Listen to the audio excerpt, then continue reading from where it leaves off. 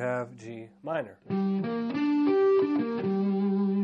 It's a very simple way of playing an arpeggio. All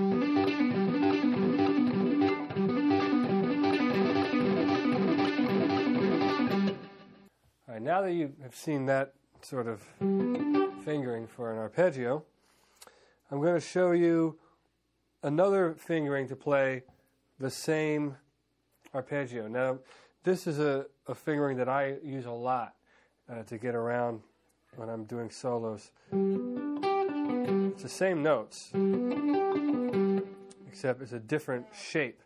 And this shape allows you to achieve different results, which you will notice as this section unfolds. So let me show you this particular shape. So we're starting, instead of with our second finger, we're starting with our third finger. And we're starting on the same string, same note. And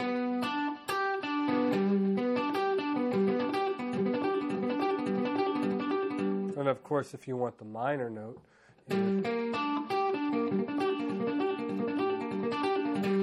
the shape becomes a little different because you're taking a B down to a B flat.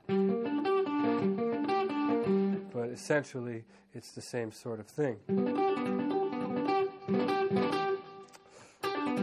Now, I'm going to show you later on how valuable this particular shape can be, and you'll recognize it in some of the more complicated licks that I show you later on in the video.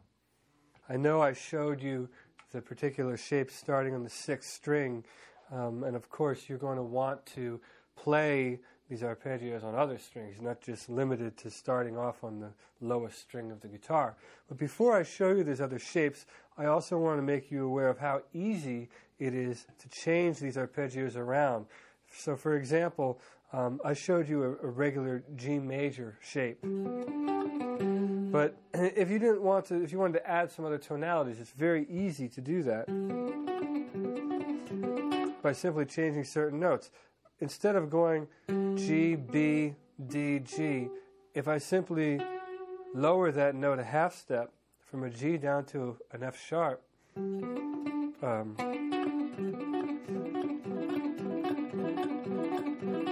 you have a whole new tonality just by moving one note. I can move this into a more comfortable place, which will be down here in C.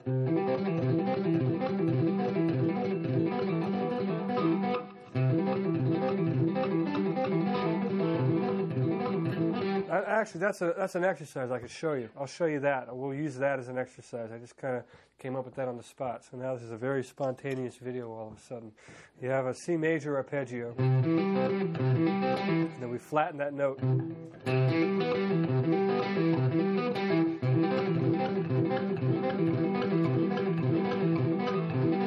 So I'm going to play it slow so you can see exactly what's going on there.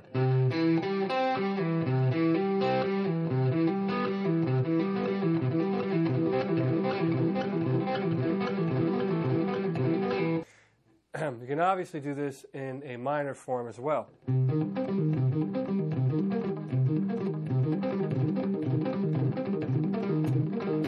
Right? So there's major and minor with incorporating major 7 and minor 7. Okay, so now I've demonstrated to you major arpeggios, minor arpeggios, major 7 and minor 7, all based upon starting on the low string. And also, before I forget too, there's another, in the other shape, the second shape that I showed you that starts from the low string, this one, and we'll move it down to C major where we were a minute ago. Remember that shape I showed you earlier? Well, it's just as easy to make that like a major 7. And it's major 7 because I'm adding the 7th note of the, of the scale, which is a B.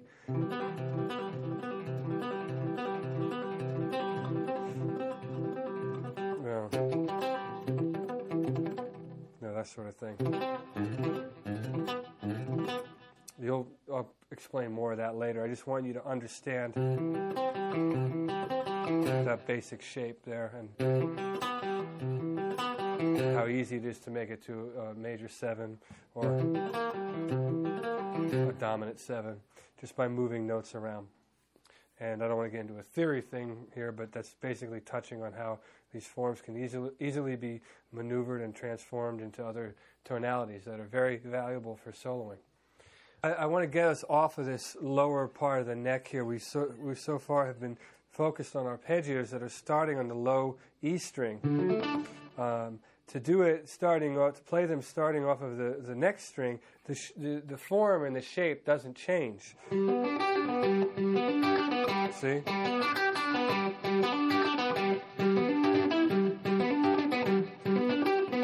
So it doesn't change. But once you get to the 4th string, it changes because of the way the guitar is tuned.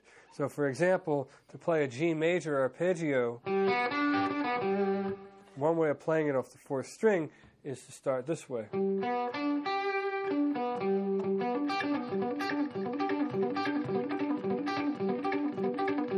And then to make it minor,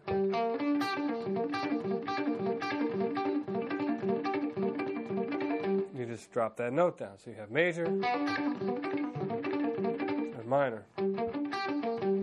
And then once again, you can also do what I showed you earlier by adding other notes, make it major 7, for example, which would be like this.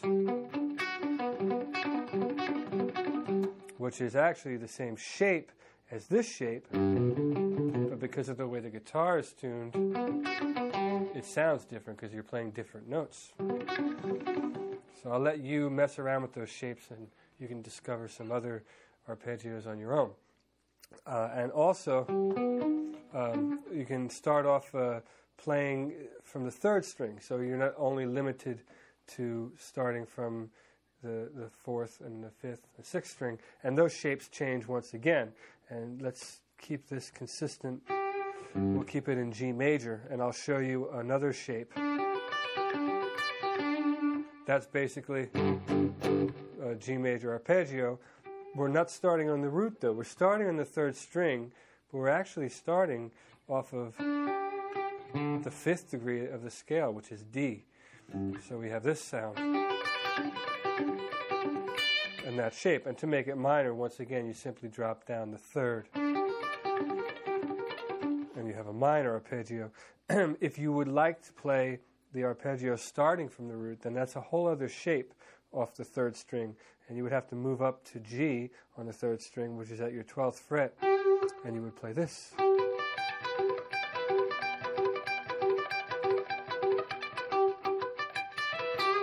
And then you have a G major arpeggio starting from the root. I'm going to show you now an exercise, basically, and we're going to string together the first arpeggio shape that I showed you starting on the low string. And it's kind of like a little chord progression that we're going to follow, which will be D major, B minor, C major, and G major. So we'll have 3 major arpeggio shapes and 1 minor shape. And it'll sound like this.